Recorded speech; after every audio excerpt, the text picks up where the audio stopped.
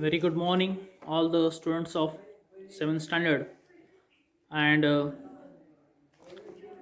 we are learning here sixth lesson of our 7th standard, sixth lesson of geography, natural regions. This lesson we are learning page number 31. We have nearby started there. So yesterday we discussed about the geographical explanations there. See, in the geographical explanation, we see that on the other hand, there are similarities of a climate there. If we see from the other side, then similarities there, similarity about the climate, vegetations, and animal life in the different continents. Similarities into the vegetation we have seen there, similarity into the animal life, and into the different continents that spread the, between the certain latitude. Different continents are there. The continent is spread into the certain latitude there that we have seen.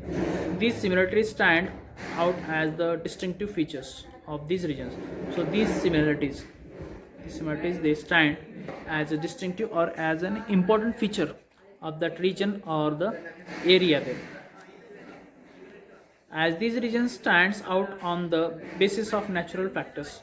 So these regions are there, these areas are there. These regions or the areas they stand on the basis of the natural factors. Factors they are called natural regions. So on which factor or on which basis this region area stand, they are called as natural regions. The natural environment of such regions, what is the natural environment is there of such regions, affect the living world. This natural environment of this such regions or the areas, it's affect to the living world of that regions, including human beings. It affect to the living world there, including to the living things of that regions or the area there, or human beings of that regions of the area there. The entire land area on the earth can be divided into these natural regions. Entire land or entire area of world, it can be divided on the basis of these regions, natural region or the area. Let us try to understand the distributions with the help of the maps tables given below there in this lesson. How the variation is there, how the area or the land is divided on the basis of the natural regions, that we can understand with the help of the map which is given in this lesson. So we'll see the next page. Here the map is here, means a big chart is here. If we have it, then you can understand. So through this we can get the information or the idea there. Region, many regions are there. Tundra region is there, taiga region is there, grasslands region or the steppes, and the prairie region is also we can call. Hot desert region is there. Grasslands, Sudan type. Two types of grasslands are there, steppes and the prairies and the Sudan. And equatorial regions is also there. So like in this way, division is there into the region or in a area. Along with that, division on the basis of the natural regions, the location and extent of it, climate of it, natural vegetations, animal life, human life. These informations we get through this lesson. So first of all, we shall study about the regions. In that regions, tundra regions, we'll see them.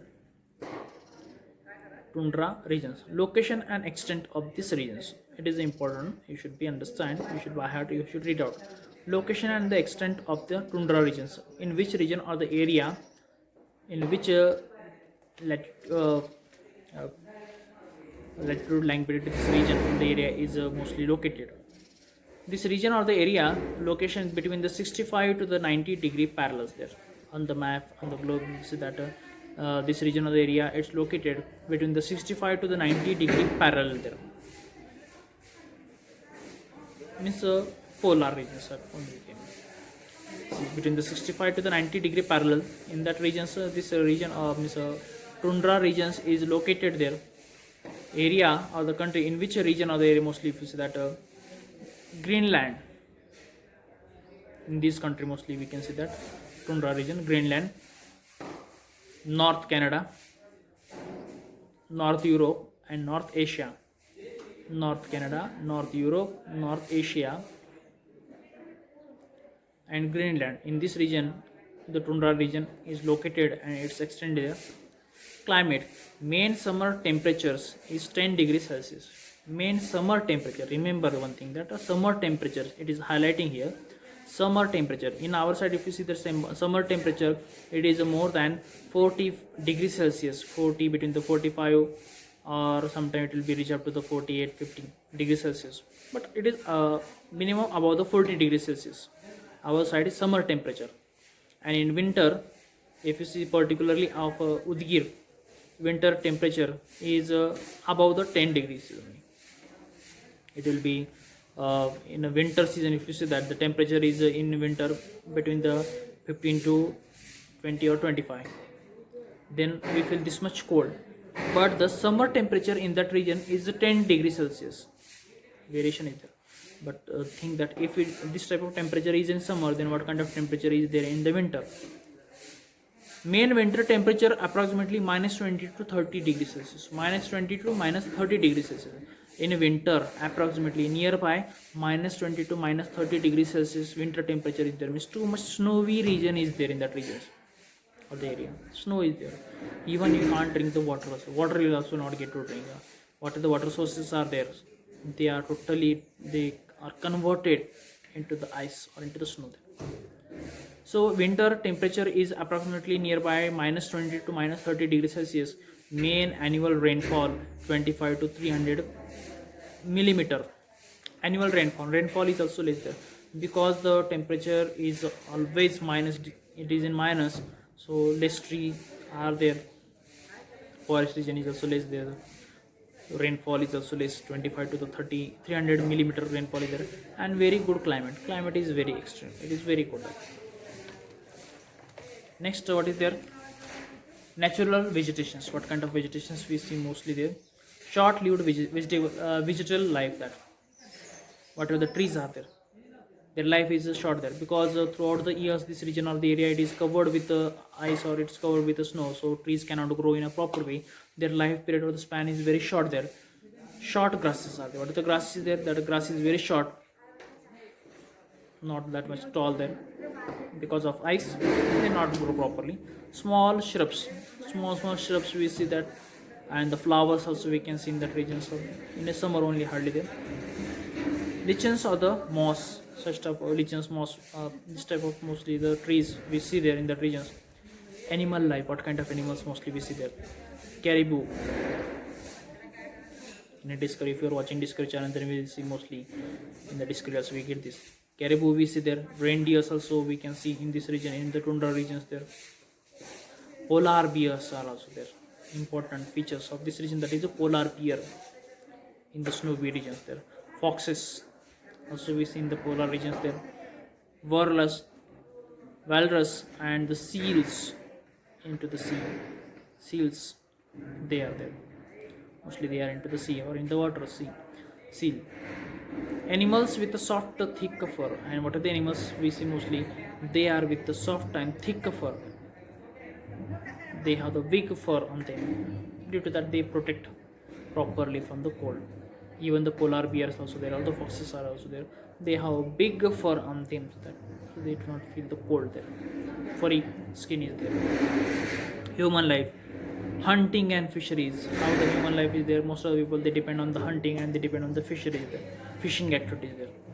They cannot do the farming there because the area or the land is totally covered with the ice or the snow, so agriculture is not possible. Only hunting and fisheries they can do that. Hide, tents are igloos. Our type of houses we cannot build because of the cold climate, so they live into the animal side there, in the forest, into the cave side region area, or they live into the tent or igloo houses, which is made by the snow. To pick houses there. Use of the sledges. They use the sledges there. Eskimo people's life is very tough. Eskimo people life is very Eskimo. It is a community, Adivasi community, tribal community. That type of people mostly they live in that region. Their life is very tough. Population distribution is highly spread, and the less population is there. Peoples, those who are there in that regions, they are very less in numbers. The population distribution is very less. It is spare there. So these are the characteristics of the regions of tundra regions. When you will come tomorrow, then tomorrow will come with the taiga regions. Okay, till that time you read out this book. Thank you very much. Have a good day.